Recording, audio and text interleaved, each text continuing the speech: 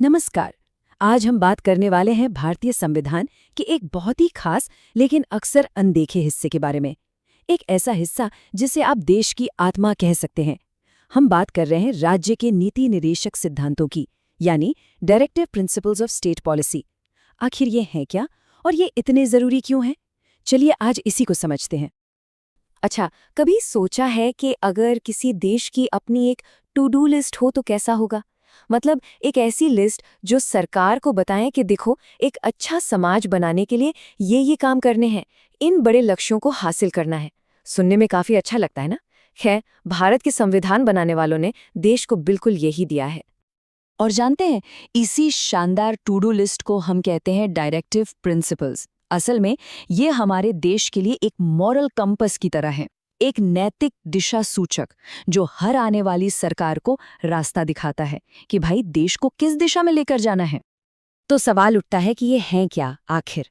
देखिए, बिल्कुल सीधे साधे शब्दों में कहें तो ये हमारे संविधान में सरकार के लिए दिए गए कुछ दिशा निर्देश हैं। ये आइडिया हमने आयरलैंड के संविधान से लिया है। और यहाँ एक बहुत ही दिलचस्प बात है, ये नॉन बाइंडिंग है। मतलब ये कि अगर सरकार इन्हें लागू नहीं भी करती तो आप उसे अदालत में नहीं घसीट सकते। तो ये सख्त नियम नहीं है, बल्कि ये वो बड़े लक्ष्य हैं, वो सपने हैं जो एक सामाजिक और आर्थिक तौर पर इंसाफ पसंद देश बनाने के लिए जरूरी हैं। अब आता है इस कहानी का सबसे जरूरी हिस्सा, डायरेक्टिव प्रिंसिपल्स और फंडामेंटल राइट्स के बीच का फर्क। देखिए, फंडामेंटल राइट्स यानी हमारे मौलिक अधिकार, वो हर नागरिक के लिए एक गारंटी है, एक कवच की तरह। अगर कोई उन्हें छीनने की कोशिश करे तो हम सीधे कोर्ट जा सकते हैं। दूसरी तरफ डायरेक्टिव प्रिंसिपल्स एक रोड मैप की तरह है, एक नक्शा जो देश को बताता है कि हमारी मंजिल क्या है। तो फर्क साफ है, एक है कवच जो हमारी रक्षा करता है और दूसरा है मंजिल का नक्शा।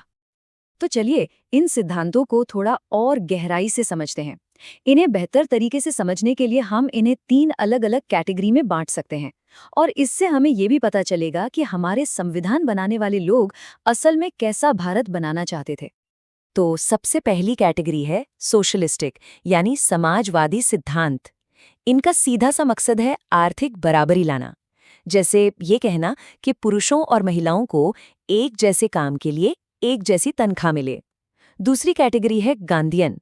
जैसा कि नाम से ही जाहिर है, ये गांधी जी के सपनों पर आधारित है, जैसे कि गांवों को आत्मनिर्भर बनाना, छोटे छोटे घरेलू उद्योगों को बढ़ावा देना।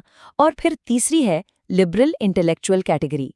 ये आधुनिक सोच की बात करती है, जैसे कि पर्यावरण की रक्षा करना या फिर पूरी दुनिया में शांति बनाए रखने में मदद करना।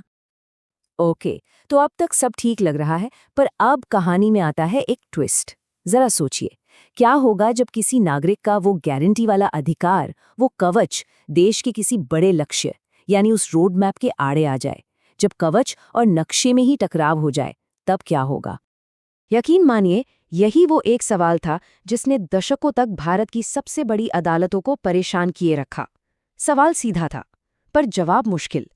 क्या एक ऐसा लक्ष्य जिसे लागू करवाने के लिए आप कोर्ट नहीं जा सकते, वो किसी नागरिक को मिली पक्की कानूनी गारंटी से ज्यादा जरूरी हो सकता है? और इस सवाल का जवाब हमें एक बार में नहीं मिला, बिल्कुल नहीं। सुप्रीम कोर्ट का जो नजरिया था वो समय के साथ धीरे धीरे लेकिन बड़े ही ड्रामेटिक तरीके से बदला। तो चलिए अब उस सफर पर चलते हैं और देखते हैं कि कैसे हमारी न्यायपालिका ने इस टकराव को सुलझाया और एक बहुत ही खूबसूरत संवैधानिक बैलेंस बनाया। इस कहानी की शुरुआत होती है 1951 के चंपकम दुराईराजन केस से। तब कोर्ट ने साफ साफ कहा, नहीं, फंडामेंटल राइट्स ही सबसे ऊपर हैं, बस। फिर आया 1973 का वो ऐतिहासिक केशवानंद भारती केस। यहाँ पहली बार कोर्ट ने कहा, एक मिनट रुकिए, हमें इन दोनों के बीच एक बैलेंस बनाने की जरूरत है। और फिर आखिरकार 1980 के मिनर्वा मिल्स केस ने इस पूरी बहस पर एक तरह से फुल स्टॉप लगा दिया। और मिनर्वा मिल्स केस का जो निचोड़ था वो इस एक लाइन में छिपा है। कोर्ट ने कहा कि फंडामेंटल राइट्स और डायरेक्टिव प्रिंसिपल्स के बीच जो तालमेल और संतुलन है वो हमारे संविधान के बेसिक स्ट्रक्चर यानी मूल ढांचे का हिस्सा है। मतलब एक के बिना दूसरा अधूरा है। आप इन्हें संविधान की गाड़ी के 2 पहियों की तरह समझ सकते हैं। गाड़ी तभी चलेगी जब दोनों पहिए साथ चलें। तो इसका मतलब ये हुआ कि ये सिद्धांत सिर्फ संविधान की किताबों या अदालती बहसों तक ही सीमित नहीं रहे। बिल्कुल नहीं। इन्होंने असल जिंदगी में हमारी नीतियों को, हमारे कानूनों को एक नई शक्ल दी है। और इसका असर हम सब अपने चारों ओर देख सकते हैं। जैसे आर्टिकल 41 जो काम के अधिकार की बात करता है, उसी से प्रेरणा लेकर मनरेगा, MGNREGA जैसी बड़ी योजना बनी। आर्टिकल 47 जो पोषण की बात करता है, उसी का नतीजा है मिड डे मील स्कीम। सबको मुफ्त कानूनी मदद मिले या फिर पर्यावरण की रक्षा के लिए जो कानून बने हैं, इन सब की जड़ें कहीं ना कहीं इन्हीं डायरेक्टिव प्रिंसिपल्स में हैं। और यहाँ एक और बहुत ही मज़ेदार बात सामने आती है। इन सिद्धांतों ने हमारे फंडामेंटल राइट्स का दायरा और भी बड़ा कर दिया है। जी हाँ, अदालतों ने इन लक्ष्यों का इस्तेमाल हमारे अधिकारों को एक नई और ज्यादा गहरी समझ देने के लिए किया है। इसका सबसे अच्छा उदाहरण है शिक्षा का अधिकार। देखिए, शुरू में ये सिर्फ एक डायरेक्टिव प्रिंसिपल था, यानी बस एक लक्ष्य। फिर एक बहुत ही अहम केस में सुप्रीम कोर्ट ने कहा कि जीने का अधिकार यानी आर्टिकल 21 का मतलब सिर्फ सांस लेना नहीं है, बल्कि इज्जत से जीना है, और बिना शिक्षा के इज्जत से जीना मुमकिन नहीं है। बस इसी सोच ने आगे चलकर शिक्षा को एक फंडामेंटल राइट बना दिया। तो देखा आपने कैसे एक लक्ष्य हकीकत में बदल गया। तो इस पूरी चर्चा का निचोड़ क्या है? हमें इन सिद्धांतों के बारे में क्या बातें हमेशा याद रखनी चाहिए? चलिए फटाफट से मेन पॉइंट्स को रिवाइज कर लेते हैं। पहली बात, डायरेक्टिव प्रिंसिपल्स भारत का मॉरल कंपास है। दूसरी, आप इन्हें लागू करवाने कोर्ट नहीं जा सकते, लेकिन ये देश चलाने के लिए बेहद जरूरी है। तीसरी बात, संविधान फंडामेंटल राइट्स और इन सिद्धांतों के बीच एक हार्मनी और बैलेंस की मांग करता है।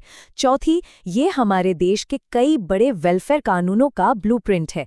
और पांचवी और आखिरी बात, अदालतों ने इनका इस्तेमाल हमारे अधिकारों के दायरे को और बड़ा करने के लिए किया है। और अब जाते जाते एक सवाल आप सबके लिए, जैसे जैसे हमारा देश आगे बढ़ रहा है, आपको क्या लगता है कौन सा ऐसा डायरेक्टिव प्रिंसिपल है जिसे अब एक गारंटी वाला, एक फंडामेंटल राइट बन जाना चाहिए?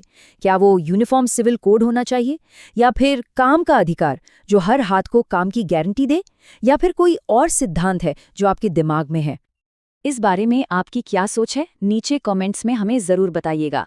आपके विचार जानना हमें हमेशा अच्छा लगता है। और हाँ, अगर आपको ये पूरी जानकारी अच्छी लगी हो तो प्लीज़ इसे लाइक करें, कमेंट करें, और ऐसे ही और विश्लेषण के लिए सब्सक्राइब करना ना भूलें। बहुत बहुत शुक्रिया।